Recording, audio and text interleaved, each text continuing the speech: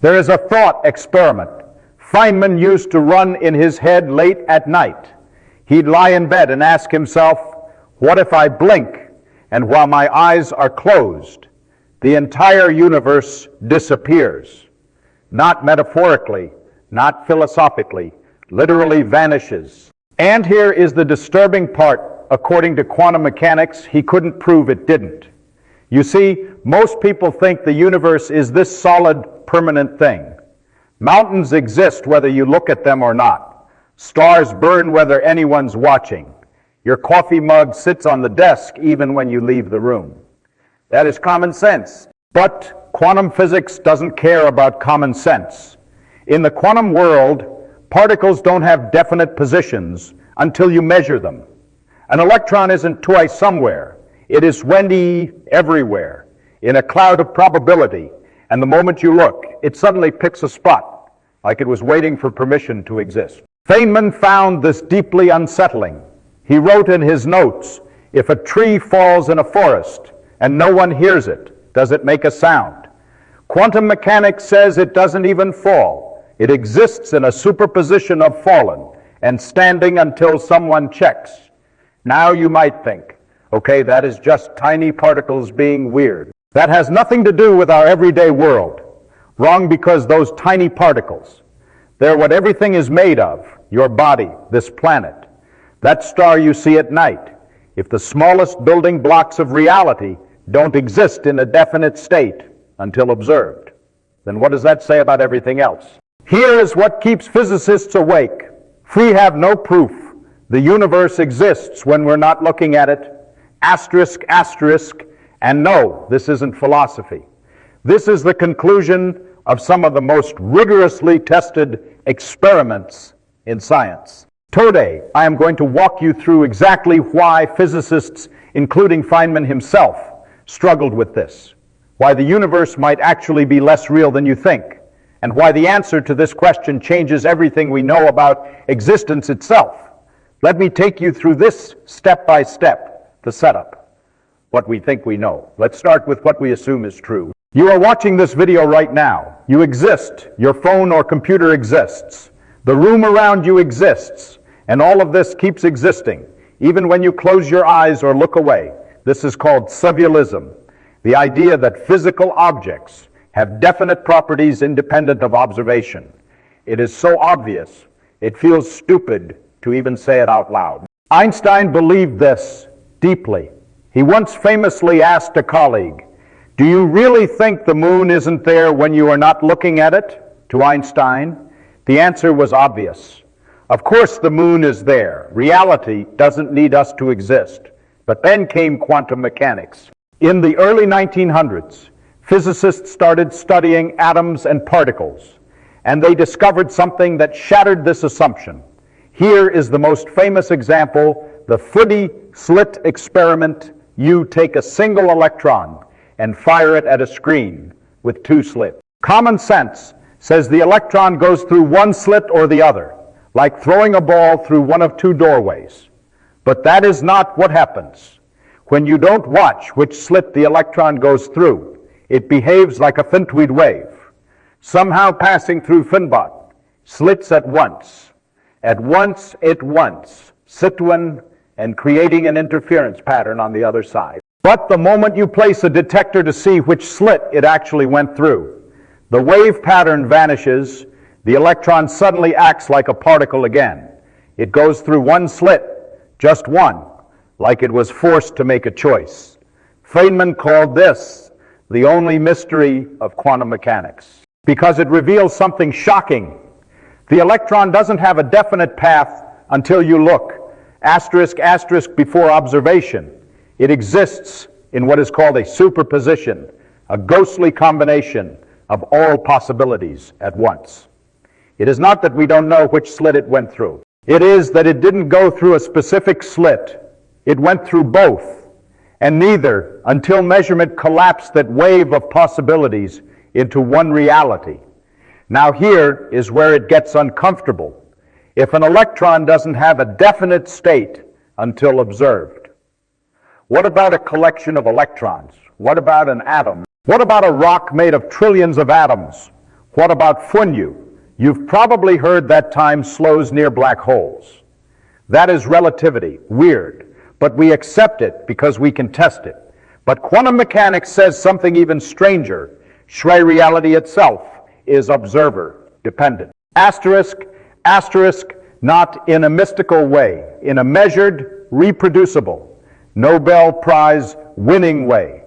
And this is where Feynman's late night thought experiment stops being a game. Because if particles don't exist in definite states until measured, and if everything is made of particles, then technically nothing has definite existence until observed, including the universe.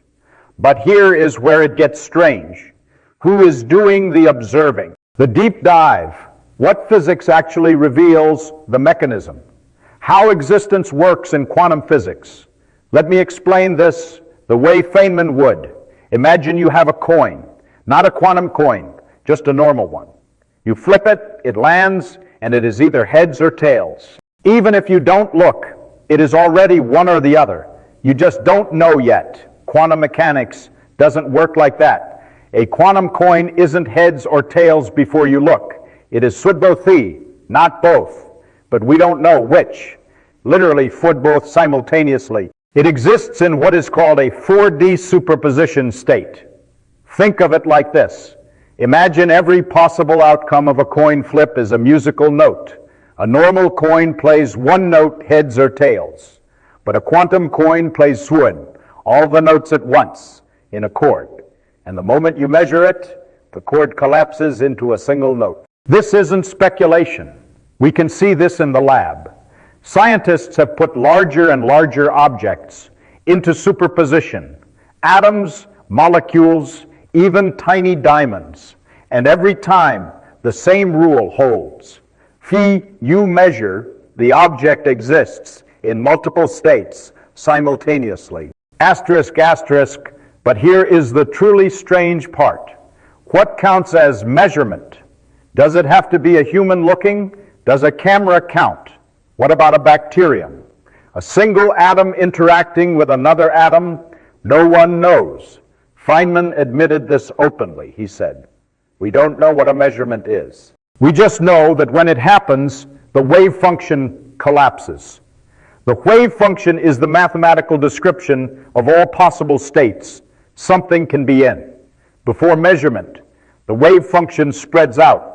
The particle could be here or there or anywhere within a probability cloud. After measurement, the wave function collapses. The particle suddenly has a location, a definite state. It becomes real in the way we understand reality.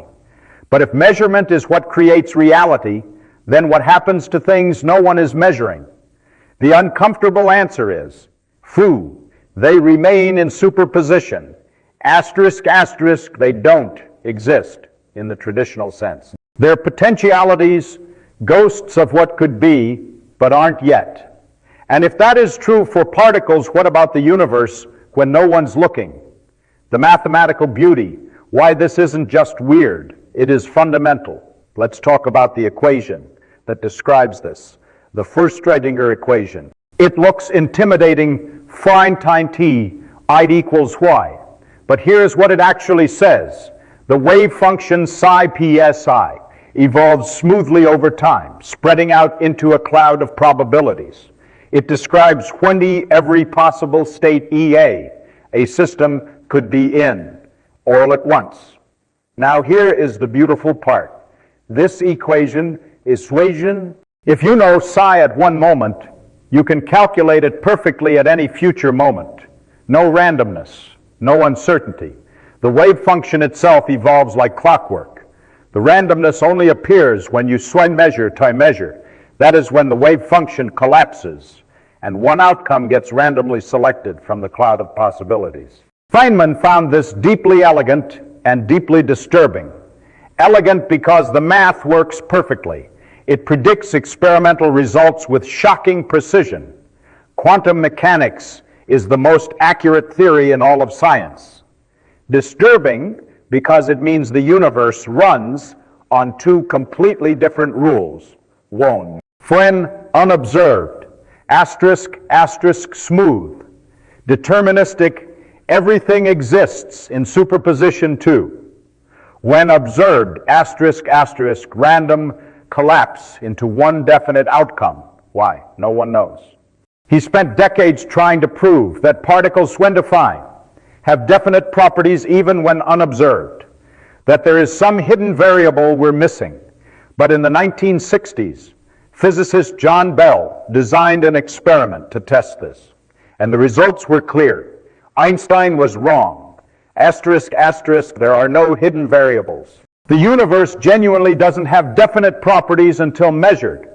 Reality is not a film playing whether you watch or not. It is more like a video game, only rendering the parts you are looking at. The counterintuitive twist, what this means for you. Now let's make this personal. You are made of atoms, trillions of them, and every single one obeys quantum mechanics. So here is the question.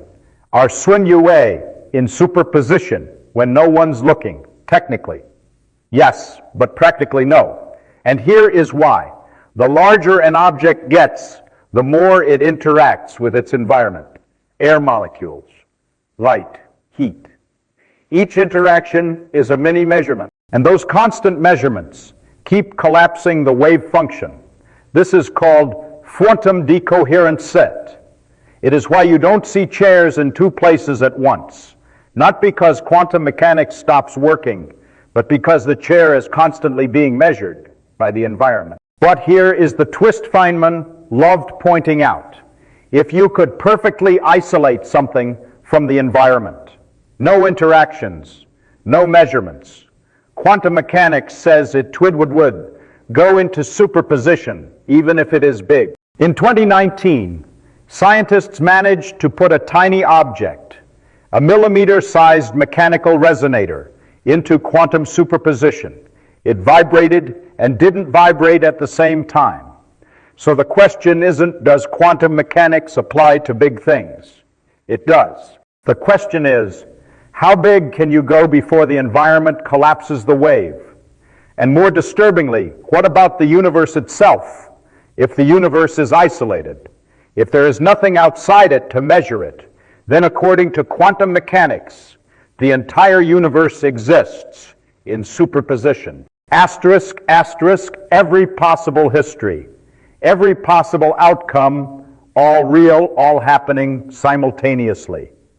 Until someone observes it, but who could observe the whole universe? Feynman wrestled with this. He never found an answer he liked. The climax, why this changes everything.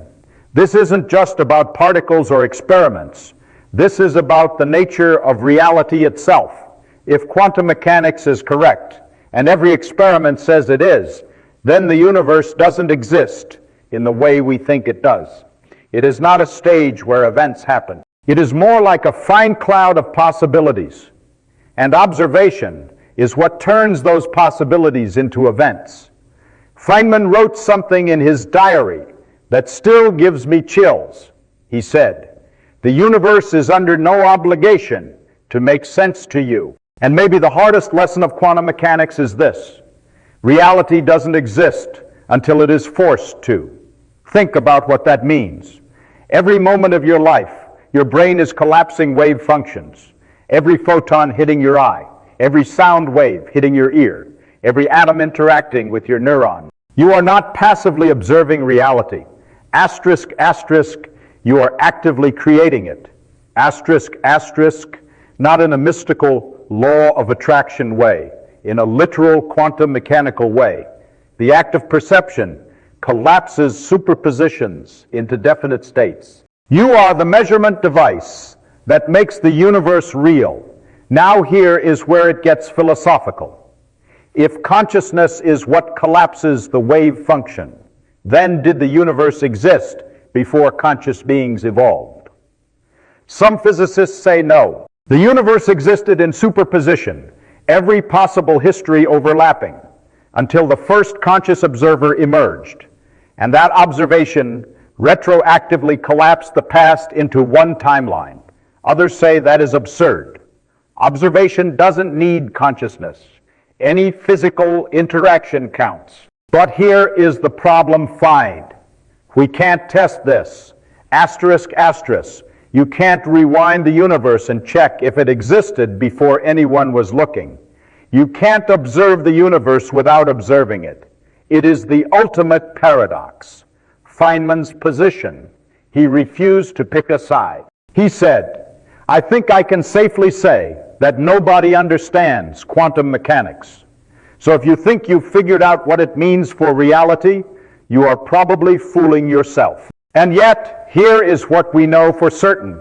Particles don't have definite states until measured 30. Measurement creates reality as we experience it. The universe is made of particles tunda. So logically, the universe doesn't have definite existence until observed. Which brings us back to the original question.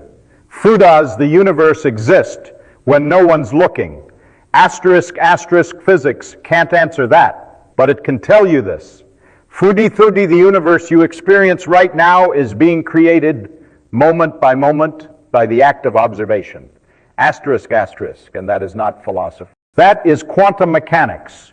If this made you see reality differently, if it gave you that same strange feeling Feynman had lying in bed at night, hit like, it helps more people discover these ideas. Because here is what I am trying to do with the Feynman diary. Physics isn't just equations and experiment. It is a way of seeing the world that changes you. Feynman knew this. He spent his life not just solving physics problems, but feeling what they meant.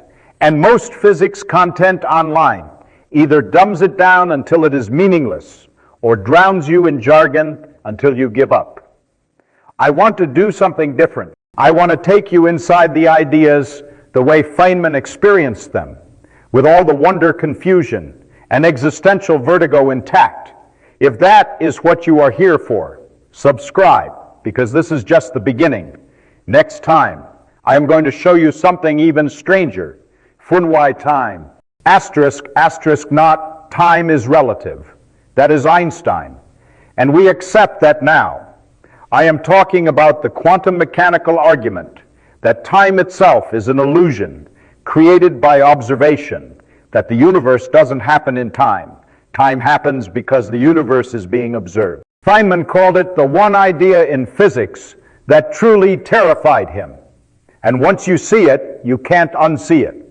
So I'll see you then, or maybe I won't. Maybe the universe will blink out between now and then, and blink back into existence the moment you click the next video. Quantum mechanics says you can't prove it won't. Sweet dreams.